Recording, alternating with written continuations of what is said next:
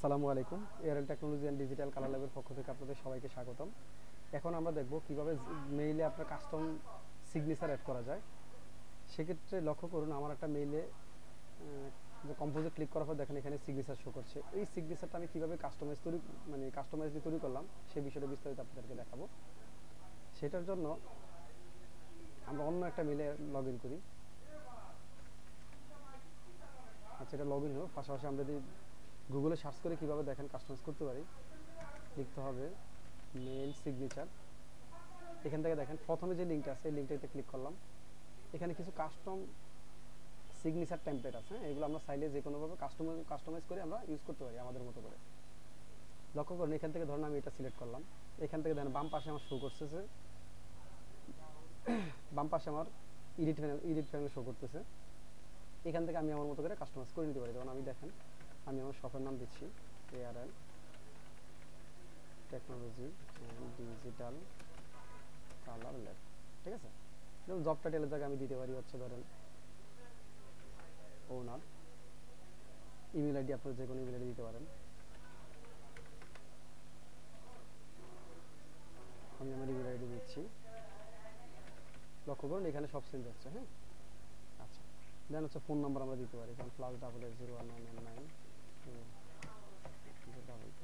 এখানে আমরা একটা মোবাইল নাম্বার দিতে পারবো 018412910।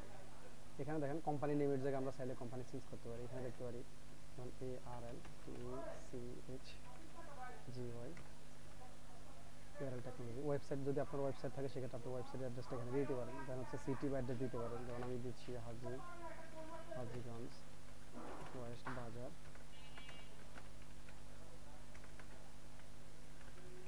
সেকেন্ড অ্যাড্রেসের মধ্যে দিচ্ছি গ্রাউন্ড ফ্লোর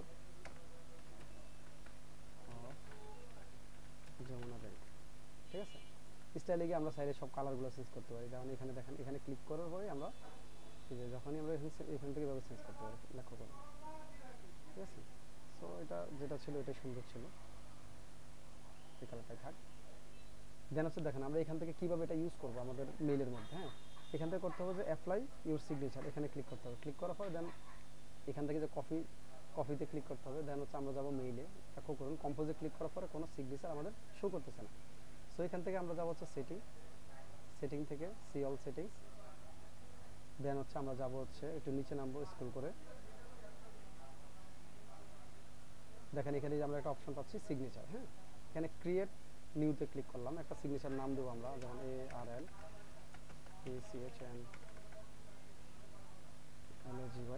এয়ারটেল টেকনোলজি নামে দিলাম। দেন হচ্ছে ক্রিয়েটিভ ফেস ক্লিক করলাম। এই দেখেন ডান পাশে আমার একটা এডিটেবল স্ক্রিন শো করতেছে। এখানে আমরা জাস্ট ওই যে ওখান থেকে কপি করলাম, যেহেতু এখান থেকে আমরা যে কপিতে ক্লিক করলাম, এখানে আসার পর জাস্ট পেস্ট করে দেবো। ঠিক আছে, পেস্ট করে দিয়ে আমরা চাইলে বডি থেকে একটু নিচে নামাই দিতে পারি। বডি থেকে আগে আমরা যেমনটা আছে এইভাবে আগে সেভ করে দেখি কেমন আসে, প্রয়োজন আমরা তখন নিচে নামাই দেবো। হ্যাঁ, যদি নিচে নামানোর প্রয়োজন হয় আমাদের। এখন আবার দেখেন এখান থেকে অপশন রেখেছি সিগনেচার ডিফল্ট, এখান থেকে ক্লিক করে আমাদের এয়ারটেল টেকনোলজি দেখাই দিতে হবে।